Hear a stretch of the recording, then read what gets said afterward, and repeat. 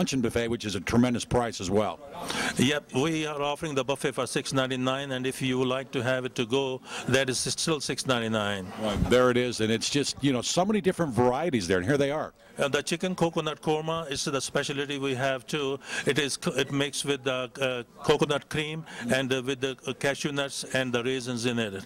And the second one is the dal makhani, and that is our traditional lentil and mixed with the spices, and it's really unique to have it. Cauliflower and broccoli, that is awesome too, because some people like to have tried some different dishes, and that is the best one we have on the menu too. And a great vegetable right there. And there's another one, chicken. The next one is the chicken krai, and we won the award for that, for the spice on ice, and it's mixed with the veggies and the bell pepper, onion, and tomatoes. Well, it sounds so good, and it looks so good too. Thank you. And then other dishes here. And the rest one goes with the chicken tandoori, which is the traditional. We cooked all the chicken in the clay oven and serve it with the sauteed bell pepper and onion. And that is the best one, cooked in the clay oven. And the next one we have the cabbage, the fresh cabbage and peas. And we just change the veggies every single day, have all the different kind of veggies. So things are fresh. Things are fresh. And we start from the scratch. We don't use any glutamate, no MSG, and that's the deep fried veggies pakoras, and the fresh naan bread goes with it, and some rice cracker.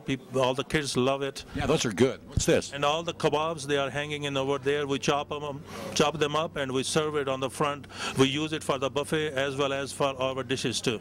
And it is so good. Now you also have a salad bar.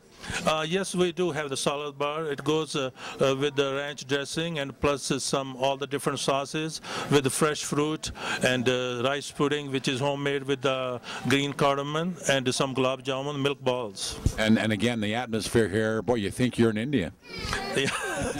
I love to be Indian, but right now I'm all Americanized and I'm American, but I still like to have a little bit of culture over here, present it to Cache Valley, and I'm doing my best of it, including all the different pictures and the different paintings which I collected, and all my friends helped me to put those things together for me. Well, just the whole ambience, the atmosphere, you've really made it feel very, very much like you are eating this food that you are basically a part of that country.